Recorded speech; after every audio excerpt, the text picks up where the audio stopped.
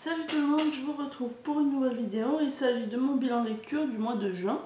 Je sais que ça fait longtemps que je n'ai pas tourné de vidéo, ça doit faire quasiment un mois qu'il n'y a rien eu de nouveau sur la chaîne.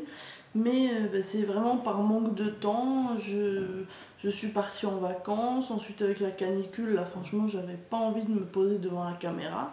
Donc voilà, enfin je vais pouvoir tourner ma petite vidéo. Donc ce mois-ci je suis plutôt contente de mes lectures parce que déjà quand je suis partie en vacances une semaine j'ai pu lire 3 romans, ce qui pour moi d'habitude est impossible entre le travail et les autres choses à côté, j'ai pas le temps, c'est un livre maximum, donc là 3 j'étais contente.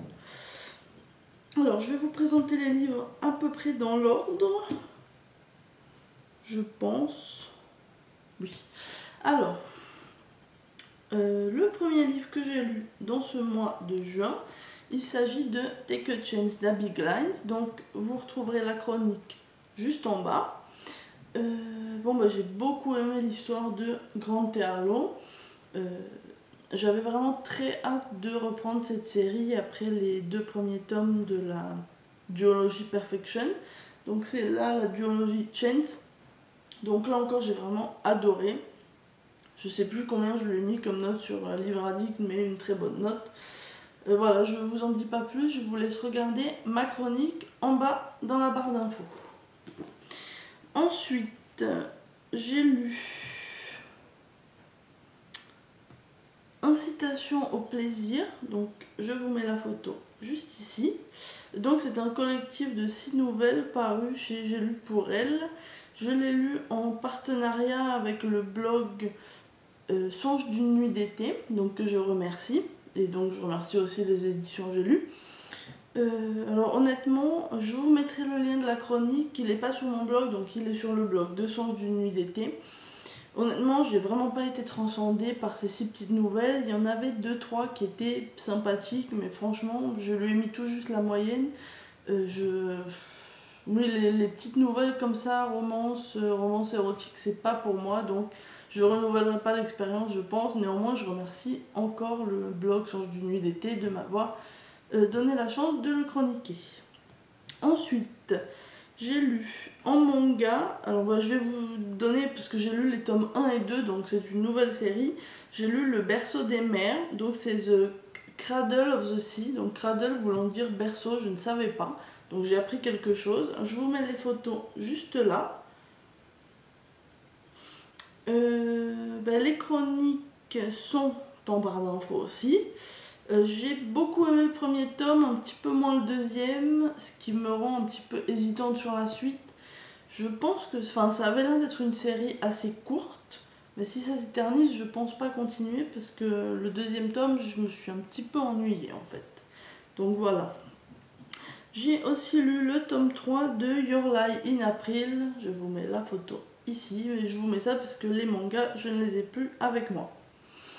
Là encore, alors pour ça, il n'y a pas de chronique. Je ne les ai pas chroniqués, mais c'est une lecture sympathique. Après, là aussi, j'ai lu les 3 premiers tomes. Je me demande si je vais vraiment continuer très longtemps parce que la série est quand même, je crois, en 11 ou 12 tomes. Et je trouve que ça traîne un petit peu en longueur, donc je ne suis pas certaine de continuer. Ensuite, j'ai lu le tome 2 de la duologie Chance, donc One More Chance de Abby Glines. Là, je vous le dis tout de suite, c'est un énorme coup de cœur. Donc c'est vraiment la suite directe de Take a Chance. Voilà, je vous mets les deux. Autant le premier je l'ai beaucoup aimé, autant le deuxième je l'ai dévoré en 1 ou 2 jours, je sais plus si c'était pendant mes vacances, mais c'est vraiment, je l'ai dévoré, il fallait absolument la suite, j'étais accrochée au livre et tout. Franchement c'est un énorme coup de cœur, donc c'est mon préféré de tous les romans d'Abby Glines que j'ai lu pour l'instant. Je ne peux que le recommander, donc je vous mets ma chronique en barre d'infos. J'en profite pour remercier les éditions, la collection et moi, les éditions JC Lattès, puisque je l'ai lu dans le cadre d'un partenariat avec leur maison d'édition. Ensuite, j'ai lu Cinder, les 2 tomes de Jane Deveraux, donc je vous mets la photo du premier tome. donc c'est Cinder Expérimentation. Là, c'est l'auteur qui m'avait contacté, je crois, au mois de mai, pour me proposer ses romans, pour me proposer de les découvrir. Comme j'en avais déjà entendu un petit peu parler, j'en ai profité, j'ai accepté tout de suite. Et dès que j'ai eu le temps, je m'y suis mise et j'ai enchaîné les 2 tomes. Parce que le premier tome est vraiment bien sympa, j'ai bien aimé l'histoire. Vous verrez ma chronique en barre d'infos. Et la fin, malgré qu'on se dit, bon, c'est pas mal, la fin on reste sur un suspense, et là il me fallait absolument la suite. Suite que j'ai lue juste après, c'était pendant mes vacances, j'ai lu donc les 2 à la suite, plus One More Chain, vous vous rendez compte, en une semaine que j'ai lu quand même les 3. Donc voilà, le tome 2 de Cinder, donc Cinder Attraction. Là je l'ai franchement beaucoup plus aimé que le premier, que j'avais déjà bien aimé, mais oui, je sais plus combien je lui ai mis, j'ai dû lui mettre 17 sur Livre Addict. C'était vraiment une très très bonne lecture, avec des sujets un petit peu plus importants. Il y avait par exemple, entre autres, on a découvert que Sandre, il y avait des choses sur sa famille qu'elle ne savait pas, qu'elle a découvert. C'était un petit peu plus profond l'histoire, et j'ai vraiment beaucoup plus apprécié. Donc voilà, j'attendrai avec impatience le tome 3. Il me semble avoir vu sur la page Facebook de l'auteur qui sortirait courant septembre, donc je me réjouis vraiment de pouvoir le lire. Ensuite, alors je regarde, je me suis noté ma petite liste. J'ai lu le tome 2 de l'antichambre des souvenirs de Iman et Itayo. Donc ça aussi sur ma liseuse, je vous mets la photo juste ici. Alors ça c'est pareil aussi, j'avais beaucoup aimé le tome 1. Je vous remettrai la chronique du tome 1. Je vous mettrai, celle du 2, elle n'est pas encore rédigée, ça va l'être bientôt. Mais je vous laisserai découvrir parce qu'en fait c'est sorti en 2 tomes indépendants. Maintenant elle l'a sorti directement en une intégrale, ce que je vous conseille. Parce que le suspense, j'avais lu le 1 je crois en février ou mars. Imaginez de février à juin, ça a fait quand même un petit peu long pour attendre, surtout vu le suspense sur lequel elle nous laissait. Donc là encore, oui, je vous remettrai la chronique du tome 1 avec toutes les infos, le résumé et tout ça, parce qu'un résumé c'est un peu compliqué, si ce n'est que c'est une jeune femme, Dana, qui pensait ne pas pouvoir avoir d'enfant. Finalement, elle découvre qu'elle est enceinte, elle appelle son mari pour lui annoncer, et juste à ce moment-là, elle a un accident et elle se retrouve dans le coma. Et là, elle va se retrouver dans une antichambre et elle va devoir revivre des événements de sa vie pour voir, pour essayer de...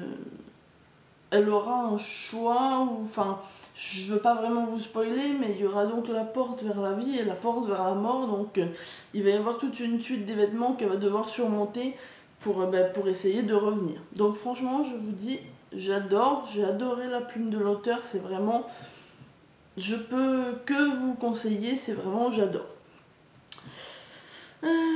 Qu'est-ce qu'il me reste à vous présenter? Ah oui, alors j'ai lu un petit épisode, c'est une nouvelle un petit peu romantico-érotique, mais j'ai pris la version sweet pour avoir que le romantique. C'est la particularité en fait de ce nouvel éditeur qui existe, qui a sorti des livres depuis juin je crois, de sortir les romans, épisodes et tout ça en version sweet plus romantique et version spicy plus érotique. Donc moi j'ai préféré la version sweet parce que j'avais envie de romance. Donc j'ai lu le premier épisode, premier tome de Mr. Wild de Emma Loison. Donc je vous le mets juste ici. Donc c'était en e-book pour l'instant, il n'y a que des e-books. Honnêtement je peux pas dire c'était pas transcendant, c'était assez court puisque c'était une 60aine de pages sur ma liseuse. Mais ça se lisait bien, j'ai bien aimé. La chronique est aussi sur le blog, donc je vous mettrai le lien. Mais honnêtement, le concept de cet éditeur est sympa de proposer 2 versions pour chaque texte. Donc je vous recommande aussi, si vous aimez dans ce genre-là, si vous avez vraiment envie de lecture un peu légère pour l'été, pour les vacances, pas prise de tête. Et le dernier roman que j'ai lu, donc en partenariat avec l'auteur elle-même qui m'avait envoyé son roman. Il s'agit de Même les stars aiment les sardines à l'huile de Maya Brahmi. Je vous mets la photo juste ici. C'est un roman, enfin c'est vraiment plutôt jeunesse, on peut dire un public à partir de 13 ans. Enfin je sais pas si je peux, je me rends pas compte, c'est vraiment jeunesse, c'est pas du young adulte, c'est vraiment plutôt jeunesse. Donc on se retrouve avec une jeune fille de 15 ans qui va aller travailler, enfin faire un stage dans un magazine. Au début ça l'enchante pas particulièrement, sauf que avec ce stage elle va rencontrer son idole, donc la chanteuse dont elle est très fan, et elle va avoir une relation un peu particulière avec elle, elle va être un peu confidente avec elle et tout. Et franchement moi j'ai bien aimé, c'est très frais, c'est vraiment oui jeunesse, vacances, pas prise de tête. Mais franchement je remercie encore l'auteur parce que ça m'a fait une jolie découverte. La chronique n'est pas encore écrite au moment où je vous tourne cette vidéo, mais ça ne saurait tarder, donc soit vous la retrouverez en barre d'infos, sinon elle sera sur le blog. Je crois que c'est tout pour mes lectures du mois. J'en profite du coup pour vous dire que la newsletter sur le blog refonctionne, donc n'hésitez pas à vous abonner. En haut à gauche vous avez juste un champ pour mettre votre adresse mail. Et là ça fonctionne, donc normalement dès qu'un article est publié, vous recevez un mail. Donc si vous voulez pas rater les articles et voir les chroniques quand elles sortent, ou les My Mailbox ou quoi que ce soit, vous pouvez mettre votre mail, hein, c'est tout simple, c'est rapide, et comme ça vous les recevrez directement. Écoutez, il ne me reste plus qu'à vous souhaiter de bonnes lectures. J'espère que vous aussi vous avez un bon bilan, et puis sinon oui, que vous avez eu de bonnes lectures, et pourquoi pas des coups de cœur. Alors je vous dis à bientôt pour une prochaine vidéo. Bye bye.